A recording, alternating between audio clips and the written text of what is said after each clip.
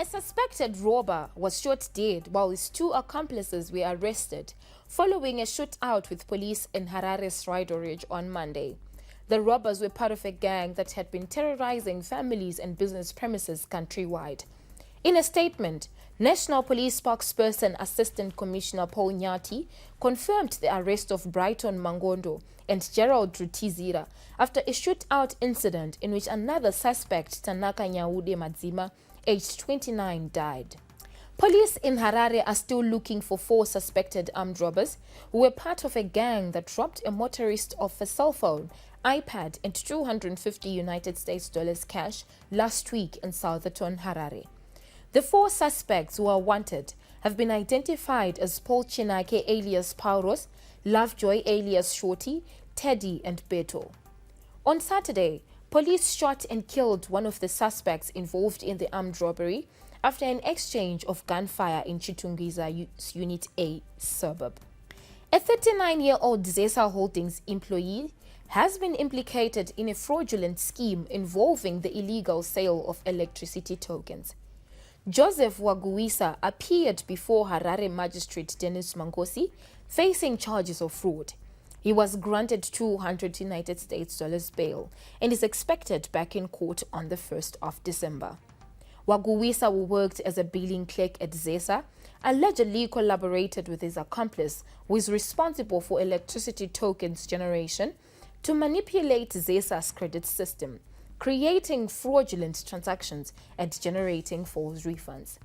Meanwhile, a 40-year-old man from Highfield in Harare has been placed on hospital remand for attempted murder charges. Desmond Chentambuya, who is married to Melody Ngue, allegedly tried to kill her and 2 other relatives in a fire after they had had a misunderstanding last Friday. It is alleged that Chentambuya demanded Stole to unlock her phone, of which she refused, and this proceeded into a heated argument between the two. Chendambuya reportedly took his daughter, who was in the house, to another room before locking it and opened the gas tank and lit it. 3 men appeared before a Harare magistrate facing robbery charges. Seymour Kadadzara, Takudzwa Mawire and Tadiswa Kachiza allegedly went into the victim's car when he had disembarked from his vehicle, trying to control a traffic jam in Highlands. The 3, together with their accomplices, was Stewart Lodge, took phones, cash and the vehicle's keys from the victim's wife, who tried to stop them but was overpowered. Police recovered some of the properties upon the 3's arrest. Meanwhile, a gang of 10 armed robbers on Monday stormed a mine in Berengwa, central Zimbabwe, and stole 2 tons of gold ore and other valuables. The incident occurred at Ovet Mine during the night when 5 workers who were on night guard duty were also robbed of their valuables. The complainants surrendered their cell phones before they were force-marched to the mine shaft, which had about 2 tons of gold ore. The assailants went on to order the complainants to load the gold ore into a truck.